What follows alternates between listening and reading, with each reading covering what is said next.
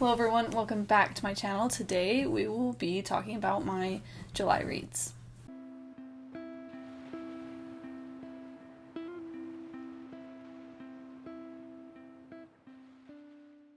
Well, I seriously can't believe July is already over. Summer is coming to an end and it's just crazy. It's so crazy how time is just absolutely flying right before our eyes. I've been just so busy this summer, so I just haven't done more videos than just my wrap-ups. Hopefully that's good enough for now. I'll get better, all the things, whatever. Let's just get right into it. I actually read 10 books in July, which is the most I've read in the last 6 months probably. I've just had a really slow reading year. So 10 books. I have my handy dandy phone because there's just too many to remember, all the names, all the things. So I read, at the beginning of the month, I read Reckless, and I don't have all of my little books with me, so you're only going to see just a couple little books today. Anyway, I read Reckless by Lauren Roberts, and it is the second book in the Powerless series. I think it's called Powerless, the trilogy, and it's about Kai and Peyton. I can't really get into the plot, mostly because it's the second book, but I give it 5 stars. I did. The first book I gave 5 stars too. And I just felt like this one, I know that it wasn't everyone's favorite. They liked the first book better. I liked this one because there was a lot more chemistry between them and more romance, and they were together the entire book, which I enjoyed a lot. I really love on-page togetherness. So that was enjoyable to read for me. And I just had a good time. I mean, nothing terribly crazy happened. Really, nothing totally happened. There wasn't like a crazy plot or anything, but sometimes I kind of like that.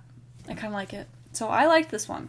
It was 5 stars. And I don't give 5 stars out very often, so there's that. Then I read Rush of Ravens by Abigail Brier, and I gave this one 3 stars. This is her debut novel, and there's gonna be 8 books in this series. That's so many. So I want to read all the other ones because I think there's some serious promise with this series. It's just that there was so much introduced, lots of characters, lots of things to understand, but I like the story itself. It's light against darkness, and so that was really cool. And she's the author. I think it's technically a Christian published book. It's self-published, but like Christian. It's got Christian themes for sure. And I think, I don't know when all of her other ones will come out, but this is going to be a year's thing, which is crazy. But basically, plot-wise, it's about this girl named Ravenna? I don't know. And her mother is the shield maiden to this, like, tribe. It's a fantasy, so, with a pinch of romance, just a pinch, there's really not much. And I think that's why I didn't love it. And so Ravenna is like stubborn, and she does things her own way, and all these, she was a really bothersome character, and she's got 3 love interests, potential love interests, and I'm like, oh my gosh, I don't know who I would choose. So that's nuts. Anyway, I just don't really want to get into the plot. It was just so much in one book to comprehend, which is why I just didn't do well reading it. It took me 2 months to read. I started it in May. Yeah, I started it in May and finished it in July. So it took a while to get through just because I was like, this is just so plot heavy. There's just like so much to remember. Then I read her Runaway Vacay by Jen Atkinson, and I gave this one 4 stars. It's about this girl named Meg, and she goes on this trip to Hawaii. She was supposed to go with her ex-fiance, and so the ex-fiance asks for the tickets because he's going to take his now girlfriend, and she's like, no, I'm going to take them because I bought them. So she goes by herself to Hawaii, and for a week, and she meets this guy on the island. His name is Cal. He is a Hawaiian local. It goes from there. It's a novella, so it's really short. I think it's like 120 pages maybe. It was a really cute read. 4 stars. It was just it didn't feel like insta-love, although they fell in love over a week, but I didn't feel like it was insta-lovey, which I hate insta-love. I cannot handle it. And so I felt like, the author did a really good job at writing this story. It's a cute, quick summer beach read. I would highly recommend it. Then I read Betrothal or Breakaway by Leah Brunner. I gave this one 4 stars. It's about Ford and, looking at my phone, Ford and Amber. And Amber is a single mom, and she has a heart disease, and she needs surgery for it, but she cannot afford it. Ford is a hockey player, and he is like, hey, I'll marry you so that you can afford my insurance and afford the surgery. So they get married. It's a marriage of convenience. We know how that is. We love marriage of conveniences. And it's part of the DC Eagles series that Leah Brunner has written. I think it's the 3rd book in the series. But I liked it a lot. It was really sweet. I actually listened to the audiobook for it. I got it as an ARC, so... but it has a few swear words. There's not a lot of cursing. The other books that I've already talked about, Reckless has some cursing. Rush of Ravens has no cursing. Her Runaway Vacay has no cursing. Betrothal or Breakaway does have some cursing. No F words or anything like that. None of these books have F words. There is a fade to black scene, but it's not explicit. It's just implied. Anyway, so I didn't feel uncomfortable. It was fine. But it was really cute. Ford, the main guy, has Asperger's, which is a form of autism.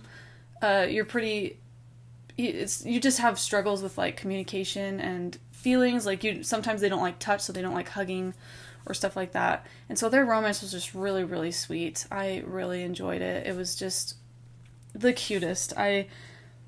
Amber, I think is the girl's name. She was just so understanding of Ford, and I ate that up. I loved it. Then I read Resorting to Romance by Savannah Scott. This is in the Love Trippin' series. It's either the 3rd or the 4th one. I don't know. I haven't read any of the other ones. And I gave it 3.5 stars, I think. I liked it. It's just that the characters from the previous Love Trippin' books had too much of a part in this, which detracted from the romance in this one. And I was like, I don't want to hear about other conversations that these guys are having with their friends. I want to have a relationship between these two. And I feel like they just didn't have a lot of on-page time together. And I think I would have liked it more. They had a really sweet romance. She's a single mom. I think they fake date to deter her ex-husband, who left her when he found out she was pregnant, because he told her he didn't want kids. And so she gets pregnant. They didn't mean to, and he's like, I told you I didn't want children. So he leaves her, and they get divorced, and so she's been alone for 8 years, and she thought she'd never get married, and so she starts fake dating him because the husband comes back to the island. So they live on this island, and it was a really sweet romance. I just couldn't get into it. Took me a while to read, but I would still recommend it because it was a really cute romance. Like, they were really cute, ultimately, but I guess I just didn't vibe with the story. I don't know. Those are my thoughts. I feel like I'm not really getting into these books very good or explaining them very good, but I haven't done a video in over a month, and I kind of forget what the, outline of what I should say or do. So I'm sorry if these videos are just, so boring or you're not getting much out of them, but I'm just letting you know my unfiltered thoughts. But so far, I think I would recommend most of these books that I've read. There are just very few that I wouldn't recommend. I think there's just a couple down the line that I wouldn't recommend. Then I read Just Act Natural by Genny Carrick. This book is about Lila and Grant. I gave it 3 stars. I was not feeling this one at all. It was just so boring. They go on a camping adventure. She's kind of a social media person, and I don't like social media books either. And he is an outdoorsy guy. His family owns an outdoor company, and so she goes on this camping tour with other couples and people, and he's there. And so anyway, it was really boring, and I didn't love their romance. I didn't get into it. He kept calling her princess, and I'm like, you're 30, and I don't like that term of endearment. But that's just me. I don't know. But I got this as an arc, so I have a hard time putting down arcs, but an author recently said, I would rather you turn down, like, put my book down than push through it and not enjoy it. So I'm getting a lot better at that with my arcs. I actually recently DNF'd my first arc. I'll probably pick it up again, but anyway. So yeah, honestly, I don't know if I would recommend this. There's nothing bad in it. I don't think there's any language. There's just kisses, and so I just didn't love the storyline. It was really boring to me. There was really nothing happened. So there's that. Then I listened to A Groom of One's Own by Emma St. Clair, and I gave this one 4 stars. But first, just disclaimer, I hated the audiobook. That's what I listened to. It was an arc, because the audiobook released a couple months after the actual book did. And I was just like, oh my gosh, this male narrator is so hard to listen to. I was cringing. He was so monotone. He was kind of icky. I just did not like his voice at all. And so I had a really hard time with Eli's chapters.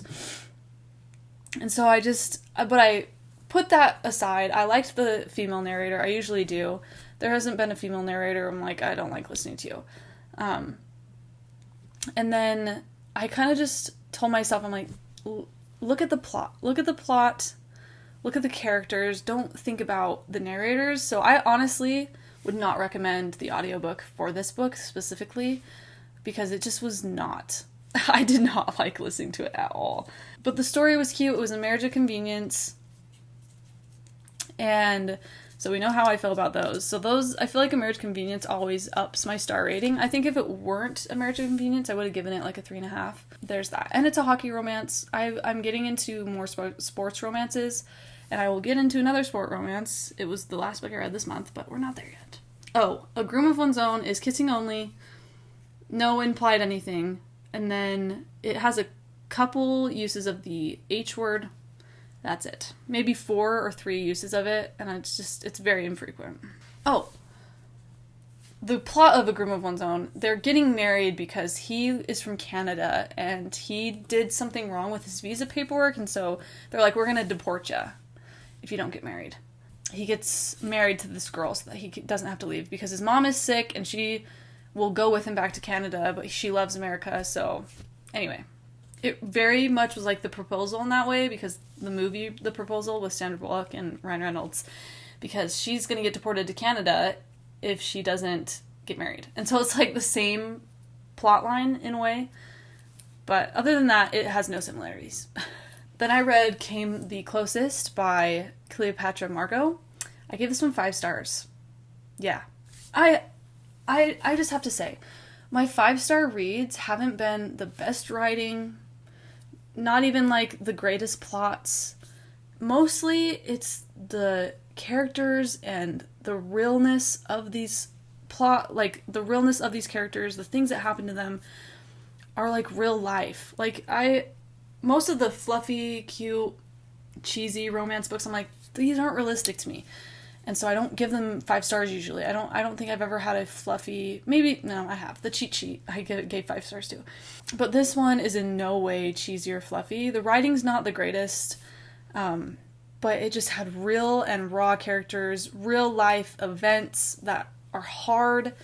And so they go through these trials, and I really loved this story. It's about Colton and Cheyenne. Colton is a bull rider, and he gets suspended from riding. And so he goes back to his hometown where Cheyenne is, and Cheyenne was a girl he loved a decade before. But he kind of isn't the type to settle down, and so he told her that we can't be together. And so she leaves, gets married to somebody else, they get divorced, and there's a lot of really heavy topics in this book. If you want to know, like, the trigger warnings of this book, I have the trigger warnings, I'm pretty sure in my Goodreads review. If not, it's on my Instagram. In the little pictures that I post trigger warnings for everything and the type of content in it. And so there are a lot of really heavy things that happen. But ultimately, what I loved was the romance and the characters and how real they felt to me. Every time I picked it up in my review, I was like, I wish that it was a movie. sometimes you get caught in yourself. Like, you go sit down and you're getting your computer out or your laptop to watch a show because you thought that you were watching one, and then you're like, oh, I actually was reading that. And so this was one of those books that I was just like, oh my gosh, I wish this was a film because I would love it. So anyway, I really enjoyed it. Cute tropes, cute family. I loved all the family. And then there's a little boy, and he's so cute. And so anyway, it just had a lot of really great things. Even though, like I said, the writing wasn't the best, I loved it. I did love it. And it was also an arc. I'm pretty sure every single one of these books were an arc except for Reckless, but loved it. Loved it, loved it. I highly, highly recommend it. There's just kissing, implied intimacy, but there isn't like a fade to black sort of thing. And then a couple of uses of the Lord's name in vain, actually. And then one use of the H word, I'm pretty sure. So, not a lot of cursing. So, didn't bother me. Then I read The One I Want by Ellie Hall, and I gave this one 2.5 stars. I just did not like it at all. It's part of her, she has like 3 books she released, and I got the arc for all of them because it was like a bundle, and they're all less than 100 pages, and they're very quick romances.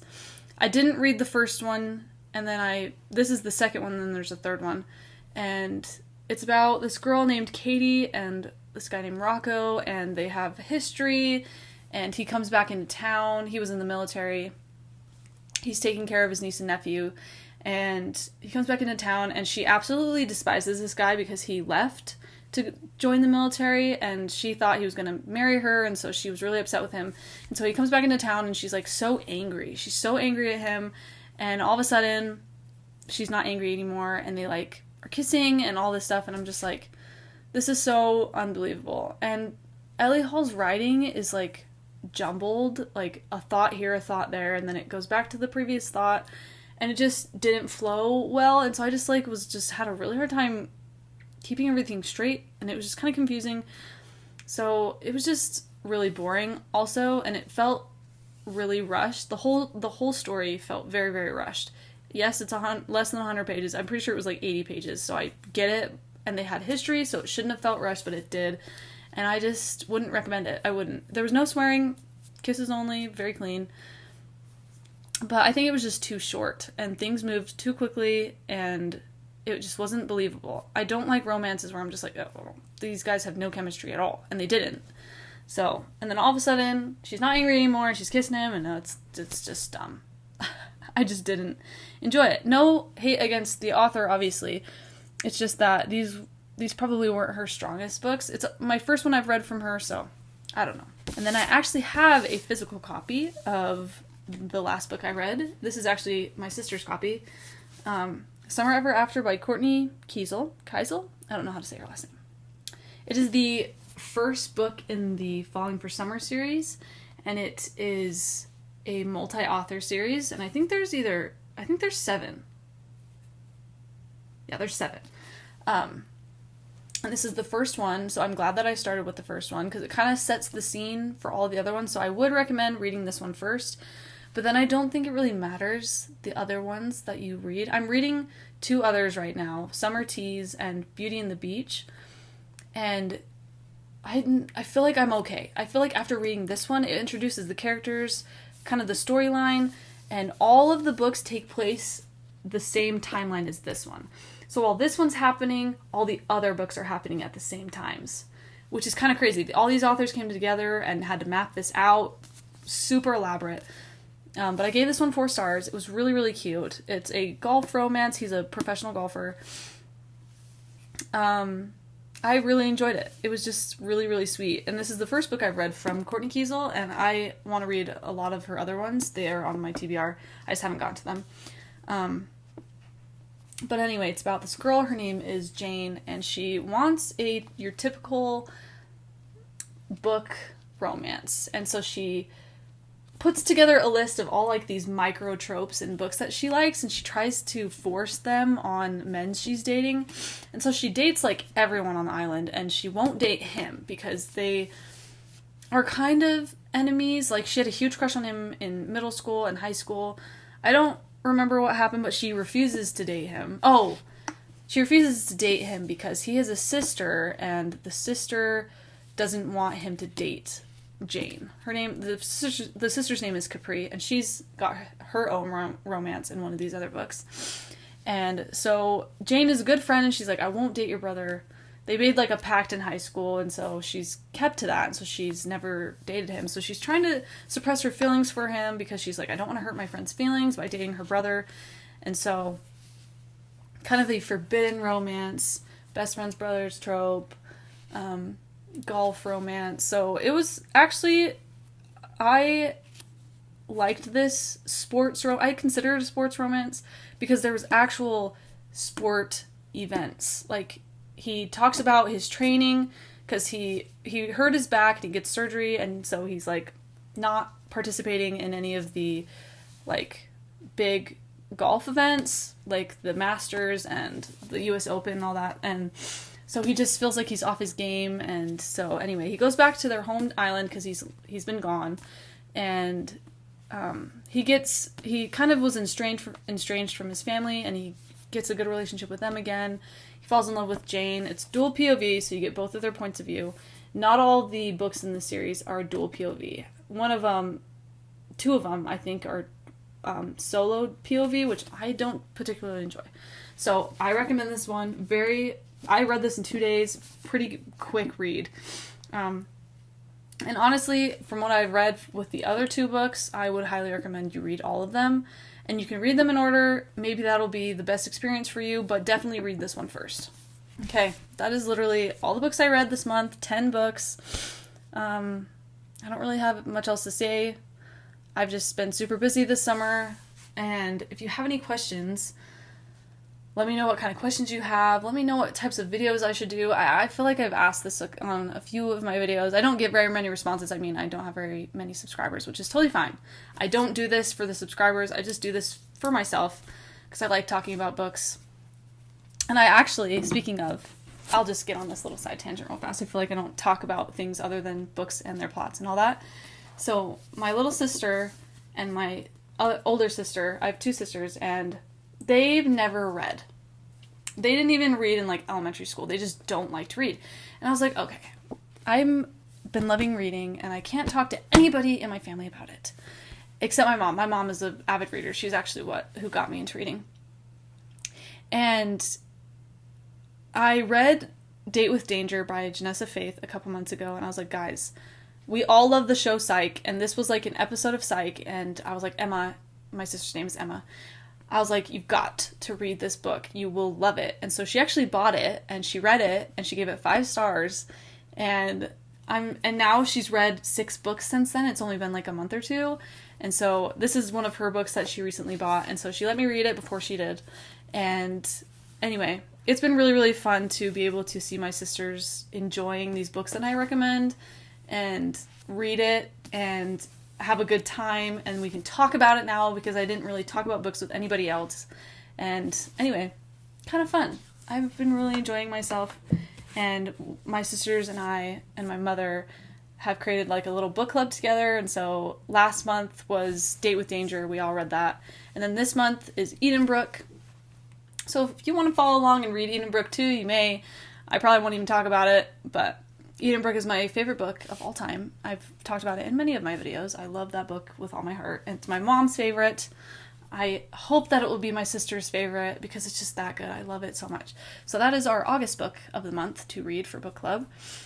But anyway, that is all my bookish updates. Let me know what kind of videos you want to see. Just don't be afraid to reach out. Like, I feel like sometimes when I watch other booktubers do their videos, I feel like I'm too afraid to type in a comment and say something. So let me know. Let me know. If you don't feel comfortable commenting on my videos, go to my Instagram, comment on my Goodreads, whatever you want to do. Just let me know what kind of videos you want to see, what kind of content you want to see. But anyway, that is all. That is all. So I cannot wait to video some more things for you. Hopefully I can get more than one video out this month. So anyway, thank you so much for watching, and I will see you next time. Bye.